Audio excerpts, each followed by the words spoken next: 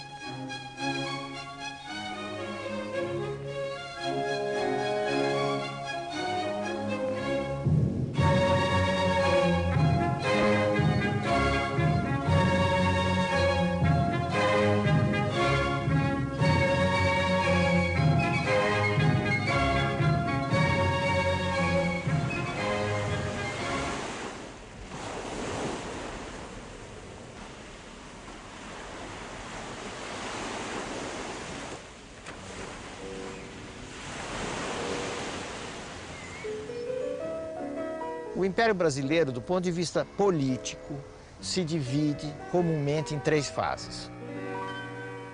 O primeiro período, que é o período chamado Primeiro Reinado, corresponde àquele que Dom Pedro I foi imperador, e foi até 1831. O segundo período é o período da regência, período esse que vai até 1840. O terceiro período é o chamado Segundo Reinado, é o período em que o Brasil é governado por Dom Pedro II. Esse período termina em 1889 com a proclamação da República.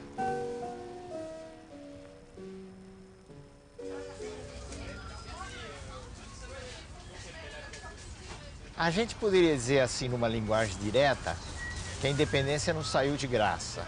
O novo país foi obrigado a pagar uma indenização para Portugal, destinada não a gerar riquezas no Brasil, mas a compensar Portugal pela perda da sua colônia.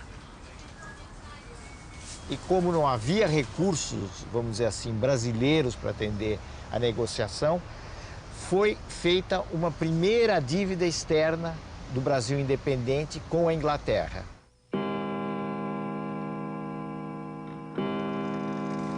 Será que o Brasil não trocou simplesmente de dono?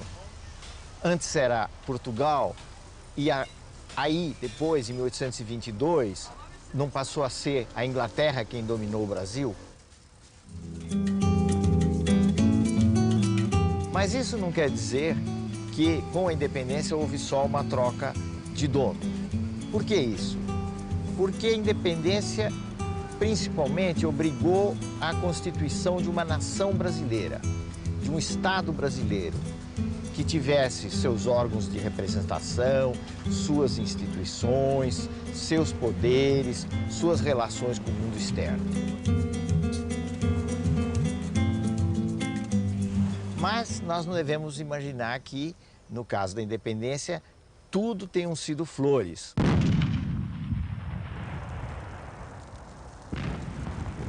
Houve luta, principalmente na Bahia, mas, de um modo geral, a independência foi um processo mais pacífico do que toda a turbulência nos outros países da América Latina que marcou a emancipação.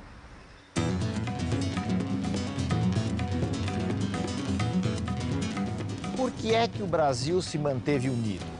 Por que esse bloco geográfico se manteve unido? Quando isso não aconteceu nas antigas colônias espanholas da América do Sul?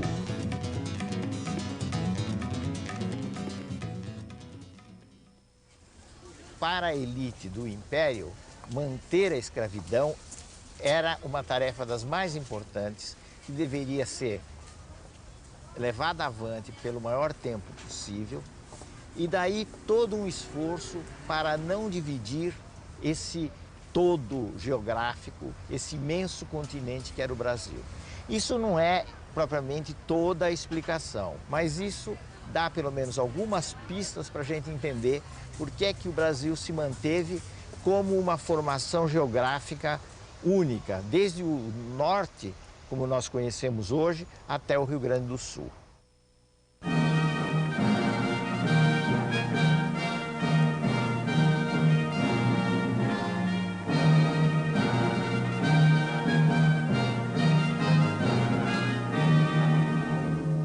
Por que, afinal de contas, o Brasil foi, durante muitos anos, entre 1822 e 1889, uma monarquia entre repúblicas?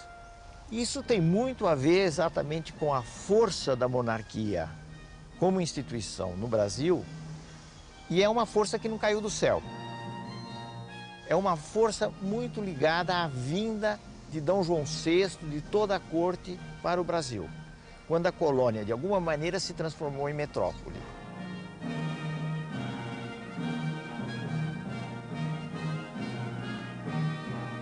Então o Brasil teve monarquias iguais àquelas monarquias que existiram na Europa, as grandes monarquias, a monarquia francesa, a monarquia espanhola, a monarquia inglesa? Não propriamente. E uma das principais razões da diferença entre o Brasil e essas monarquias é o fato de que no Brasil não houve o que se chamava uma aristocracia de sangue.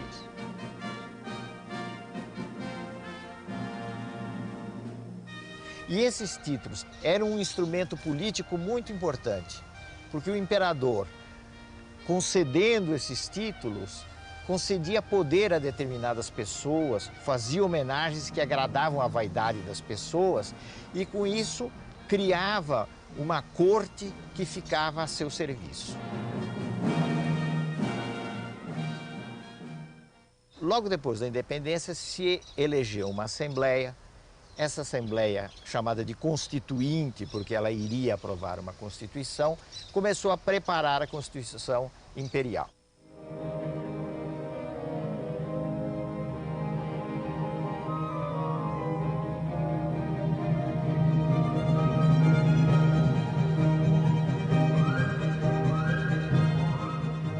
Mas houve uma grande desavença entre os membros eleitos da Assembleia e Dom Pedro I. Dessa divergência resultou a dissolução da Assembleia por parte de Dom Pedro.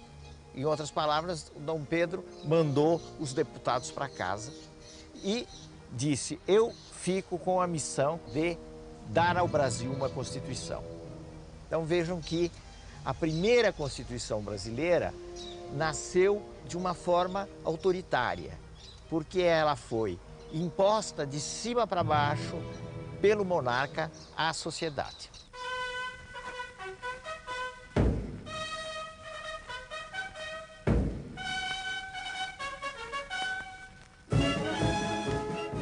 Essa época de Dom Pedro foi muito marcada pela divisão entre portugueses, brasileiros, a disputa em torno do controle do país, a disputa em torno do controle do exército, dos postos mais altos do exército. E, no fim, tendo em vista essa disputa interna e também interesses com a sucessão no Reino de Portugal, Dom Pedro acabou voltando para a Europa em 1831.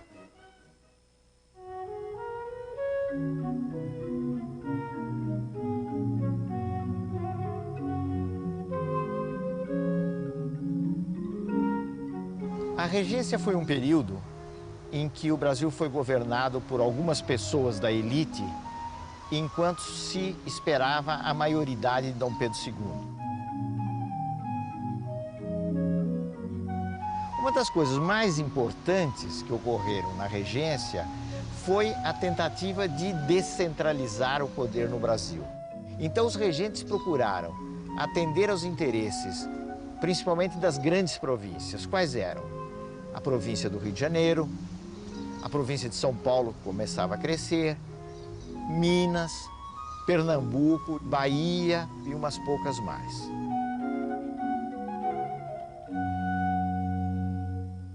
A regência terminou por pressão, principalmente das elites das grandes províncias que perceberam a necessidade de ter um comando centralizado.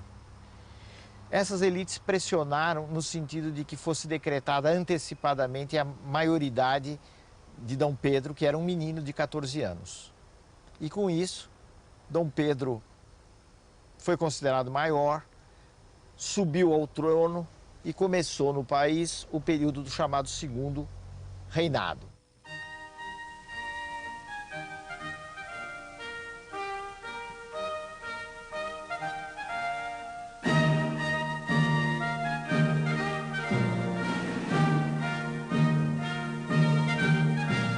Foi no início do reinado de Dom Pedro II que, na realidade, se formaram os dois grandes partidos, que foram o Partido Conservador e o Partido Liberal. O Partido Conservador, ele era formado principalmente por aquilo que nós chamamos de burocracia imperial, isto é, os altos funcionários da corte, que se aliavam à grande cafeicultura, aos grandes produtores de café do estado do Rio. O Partido Liberal era formado por gente de outras províncias. Província de São Paulo, província do Rio Grande do Sul, em parte a província de Minas Gerais. Durante um certo tempo, os liberais foram menos centralizadores, fizeram mais poderes para as províncias do que os conservadores, que apostavam muito na força da corte e na força dada ao imperador.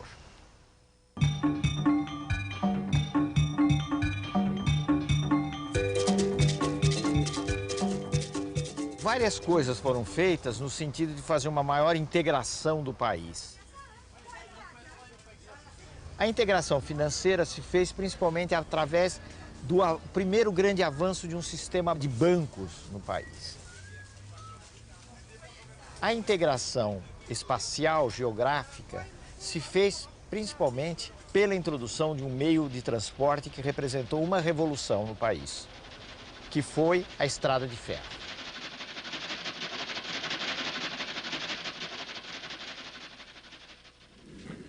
O Nordeste teve uma expansão na sua rede ferroviária muito ligada a uma empresa estrangeira, inglesa, chamada Great Western, que uniu várias partes de Pernambuco e da Bahia.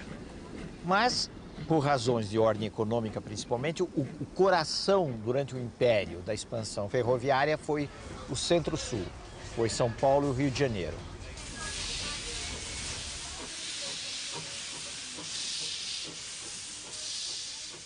Isso, naturalmente, esteve muito ligado ao comércio do café, ao escoamento do café para se chegar aos portos e daí exportar o café para os centros consumidores.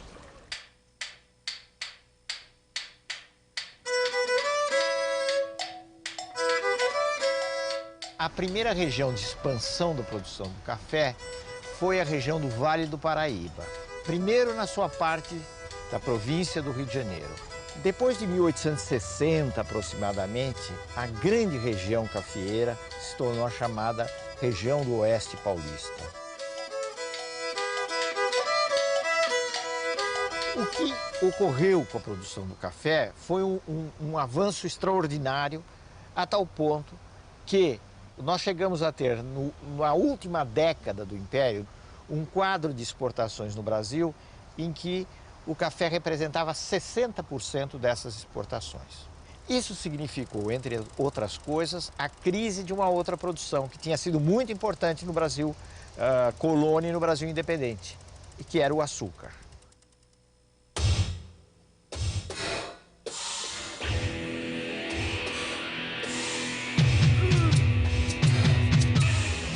Uma frase muito comum no Brasil do Império é a seguinte: o Brasil é o café e o café é o negro. O que quer dizer isso? Que o café, a produção do café se baseava muito no trabalho escravo. No quadro internacional, o sistema escravista entrou em crise. E entrou em crise porque a Inglaterra começou a se industrializar, o comércio de escravos deixou de ser do interesse dos ingleses e eles procuraram criar aquilo que se chamou de um mercado internacional de mão de obra livre. Então os ingleses começaram a combater a escravidão em todo o mundo e começaram a apresar os navios negreiros que transportavam escravos, sobretudo no comércio do Atlântico. Ao realizar essa política, os ingleses necessariamente iriam se confrontar com os interesses brasileiros, de uma elite brasileira que vivia da escravidão. Mas, na realidade, os brasileiros não tinham a menor intenção, nem os grandes proprietários, nem os negociantes de escravos, de acabar com o tráfico de escravos e a escravidão no Brasil.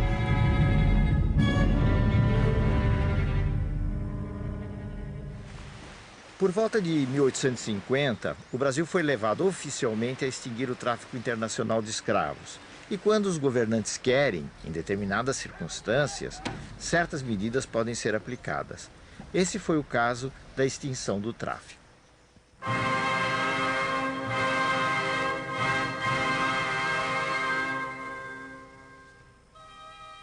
A história do Segundo Reinado está cheia de fatos importantes, inclusive no plano da política externa, porque foi durante o Segundo Reinado que o Brasil se lançou numa grande guerra, que foi a guerra conhecida como a do Paraguai.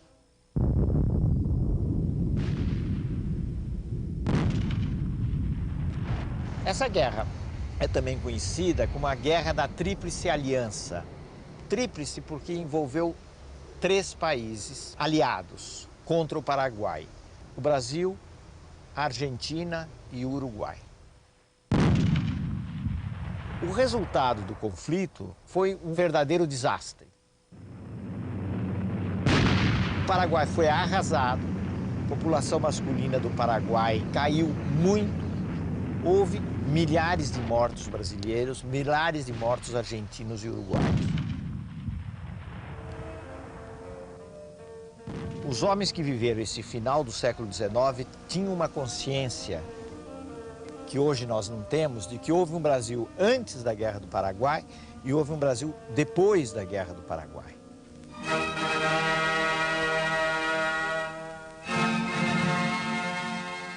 Primeiro, houve uma maior consciência de que havia um problema grave da escravidão, porque muitos escravos foram lutar na Guerra do Paraguai. Alguns quiseram lutar, outros foram obrigados, na sua maioria, a lutar. E a contradição entre o soldado negro e o escravo negro se tornou muito forte. Isso é uma consequência, em parte, da Guerra do Paraguai. E existe uma outra coisa que nasceu com a Guerra do Paraguai, que foi o fortalecimento do Exército Brasileiro.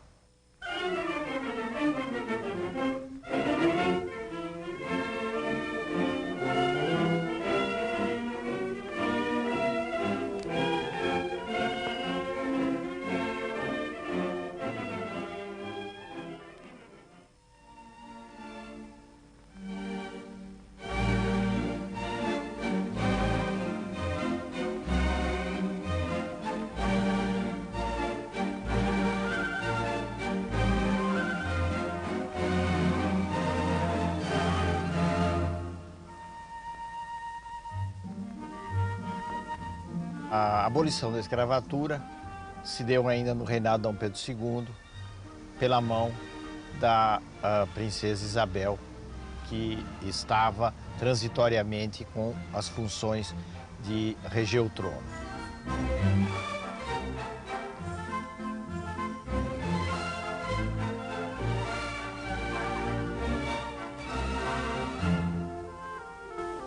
Lei número 3.353, de 13 de maio de 1888. A princesa imperial regente, em nome de Sua Majestade, o Imperador, o Sr. D. Pedro II, faz saber a todos os súditos do Império que a Assembleia Geral decretou e ela sancionou a lei seguinte. Artigo 1º. É declarada extinta desde a data desta lei a escravidão no Brasil. O O que é importante a gente considerar na abolição da escravatura é o fato de que, se ela naturalmente representou um avanço, ela, da forma como foi feita, deixou muitos problemas. Porque não se considerou, ou não houve interesse em se considerar, a questão da inserção do negro na sociedade brasileira.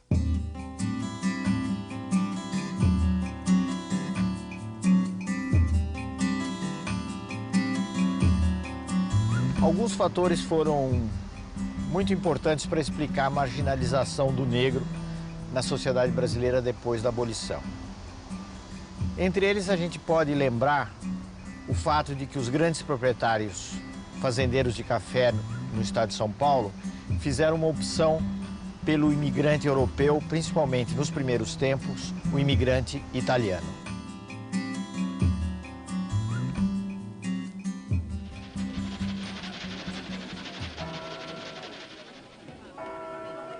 O que é que aconteceu? O negro ficou relegado a atividades marginais, ao quase desemprego, a uma situação de subemprego muito desvalorizada e, vítima de um preconceito bastante pesado, também não teve a oportunidade de encontrar o caminho da escola, da instrução, tudo isso fazendo com que o negro ficasse numa situação muito ambígua na sociedade brasileira. A sociedade brasileira gerou a ideia de que não existe preconceito no Brasil, quando de fato esse preconceito existe e ele, em parte ou em boa parte, é responsável por essa não integração do negro como cidadão.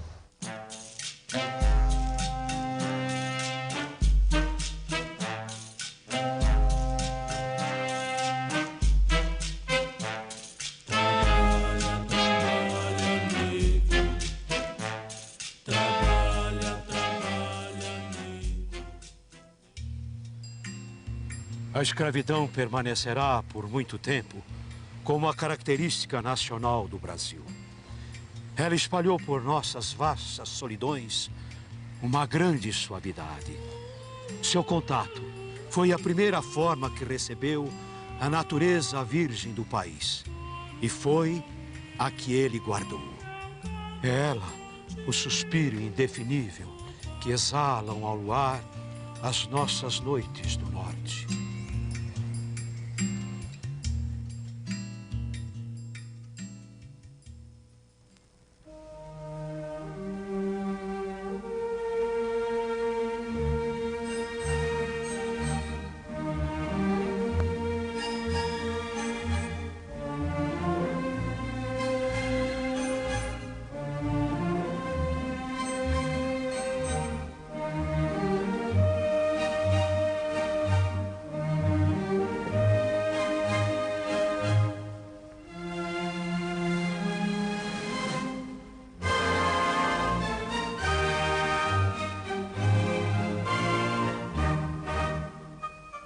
Vários fatores concorreram para a crise do Império e, no fim, para a derrubada de Dom Pedro II em 1889, que partiu com a família exilado na Europa.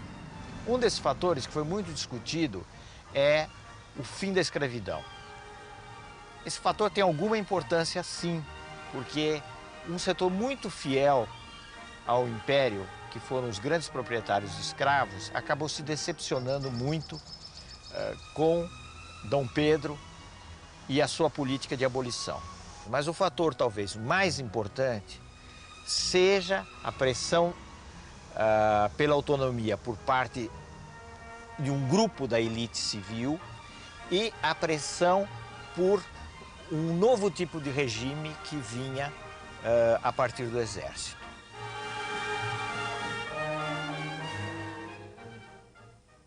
Concidadãos, o povo, o exército e a Armada Nacional, em perfeita comunhão de sentimentos com os nossos concidadãos residentes nas províncias, acabam de decretar a deposição da dinastia imperial e, consequentemente, a extinção do sistema monárquico representativo.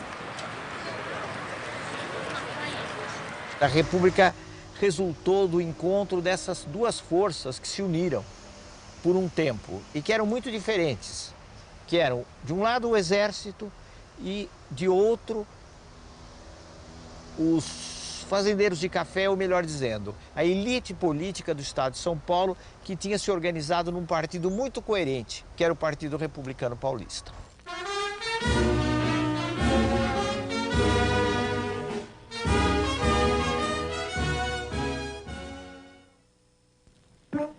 No próximo programa, finalmente uma república brasileira. É a primeira república que segue aos tropeços até a Revolução de 1930. Não tem dinheiro. O ouro veio do estrangeiro, mas ninguém vê o tal cruzeiro.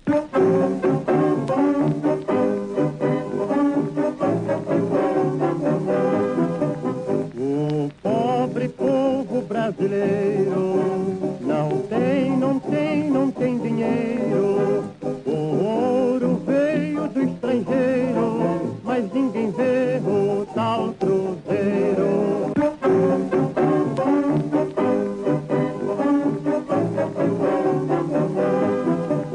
O pobre povo brasileiro